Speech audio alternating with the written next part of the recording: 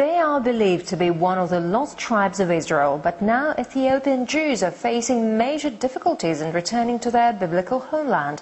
Thousands of families have been left stranded between the countries by tough Israeli laws aimed at preventing non-Jews from immigrating.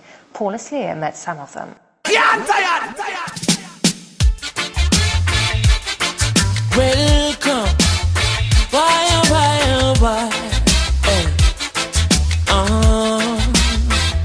Chronixx, left and right, just soldiers are come, left and right. Ooh yeah, boy. And them say here comes trouble, here comes the danger, sent by the Savior. Welcome the Rasta youths. I start recruit soldiers for Selassie army. Ay. Here comes trouble, here comes the danger. Welcome the Savior, welcome the Rasta youths. You're not for axes who at the general issue in a warning. Job people them a ball, said them tired of mediocre. Evil a go fall when we tried in Ethiopia. Believing from down, cause them life no easy boat. Even Bantan say it's not an easy road. Operation occupy the motherland, calling all soldiers to kind each other along. From creation, he writing a job plan, but Chronixx can't do it alone. So I'm recruiting soldiers coming from near and far. I choose executing Selassie works and be Rastafari true. And them say here comes trouble, here comes the danger, sent by the Savior. Welcome the Rasta youths. I'm on a start recruit soldiers for Selassie army. Ay. Here comes trouble, here comes the danger. Welcome the Savior, welcome the Rasta youths. You're not for axes who are the general issue in a warning, boy. Waving the banner red, green and gold. It is such an honor prophecies unfold. Discovered on stones, on trees and scrolls, and even in the stories that Jesus told. Rasta youth must inherit the earth. Can't sit down, Jaja send me fi work. Bring the fire in a room, Jaja send me fi purge. But I can't do it alone. Rasta recruiting soldiers coming from near and far. I choose executing Selassie works and be Rastafari choose. Here comes trouble, here comes the danger, sent by the Savior. Welcome the Rasta youth. I start recruit soldiers for Selassie army. Ay. Here comes trouble, here comes the danger. Welcome the Savior, welcome the Rasta youth. You're not for axes who are the general issue in a warning. Ay. Left and right, the soldiers are gone. Left, right, the soldiers are come. Ay. Could I never throw it down, no boy. Yeah, and we say left, right, the soldiers are come. Left, right, the soldiers are come. Left, right, the soldiers are come. Marching on, boy. And we say, here comes trouble, my friend, and here comes danger. Rastafari send me come. I say we sent by the Savior. Here comes trouble, my friend. Here comes danger. Ooh, nah. Hey, and then say here comes trouble, here comes the danger, here comes trouble. Hey.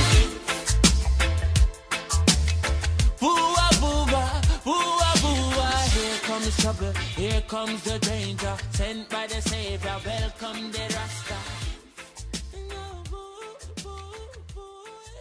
Feminist movement has accused the Israeli government of adopting a racist policy towards the country's Ethiopian Jews. Activists believe black women are deliberately being given a controversial contraceptive to bring about a drop in the population, a claim the government denies. Thousands of Ethiopians have immigrated to Israel since the 1980s, but their Jewish heritage has been questioned while their social status continues to suffer. For nearly 4 years, Racheli Mangoli has been running a youth center in one of Israel's poorer communities. 45 Ethiopian families live here, but throughout that entire time, only one Ethiopian baby was born in this neighborhood, and that alarmed Racheli. Because I smell something not good. I know about the discrimination here. When I'm going with the children I felt this even when I'm going to buy something in the super.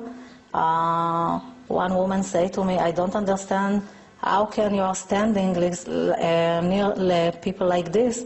When they give me money, I'm going and washing my hands.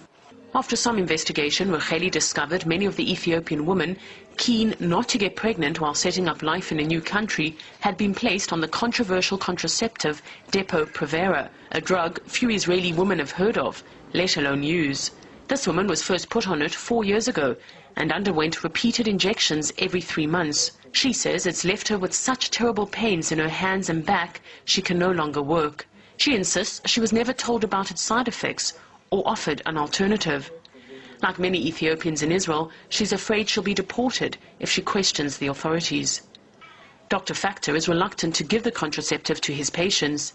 He says it's known to delay fertility for months after women come off it, and in some cases can cause infertility. In 2004, the American Food and Drug Administration warned against the dangers of the drug, but the World Health Organization refused to restrict its use. Hedva Eyal has tried unsuccessfully to draw attention to the fact Ethiopian Israelis are given the drug without being warned of the risks. She claims it's her government's policy and is nothing short of racism. They don't want poor or black children, and Depo-Provera gives them the opportunity to have the control, because she kept taking her injection once in 3 months and she cannot have children. You know, it's 100% secure from children. Hedva says the policy is working. The number of black babies in Israel is decreasing, but there are no official statistics to back up her claim. Although for community workers and Ethiopian women here, they don't need statistics. They feel their reality speaks for itself. We've come to the clinic where the women get the injections, but no one will talk to us. The health ministry admits it gives the drug, but says it was never its policy to give it only to Ethiopian women and reduce the number of black babies in the country. They are believed to be one of the lost tribes of Israel, but now Ethiopian Jews are facing major difficulties in returning to their biblical homeland. Thousands of families have been left stranded between the countries by tough Israeli laws aimed at preventing non-Jews from immigrating. Paul Eslier met some of them. When they were in Ethiopia, their neighbors called them falasha, or strangers. But here in Israel, many of these black Jews still feel they're the stranger. It's not that the Jewish state didn't do its share to integrate them. It's just that some argue it's not done enough. Desasha's mother gave her name because in Amharic it means to look after. But ironically, Desash can't take care of her mother because the authorities refuse to let her come to Israel. Every week I'd go to the Ministry of Interior and fill in all the forms. And each time they told me to come back in 1 month, 2 months. It's taken ages. Finally, they told me that there was a new law that anyone who had on the mother's side a great-great-grandmother who was not a Jew doesn't have the right to Israeli citizenship. So this means my mother has no right to come here. Desasha's story is one of thousands. About 120,000 Ethiopian Jews live today in Israel. Many came in 2 dramatic airlifts. In 1984, thousands were secretly flown from refugee camps on the Sudanese border. Later, in 1991, amid threats of Ethiopia descending into civil war, the seats were removed from 34 commercial planes, and the world record set for the most passengers on a single plane. The Israeli government says it flew out every Ethiopian Jew, but thousands were left behind. Right now, 8,700 Ethiopians are waiting in the northern Ethiopian city of Gondar to emigrate to Israel. They gave up everything they owned to move to the transit camp. But many Israeli officials believe that most of them are Christians claiming Jewish links as a way to escape poverty for the relative comfort of the Jewish state. Because despite the hardships Ethiopians face in Israel, all my family is together.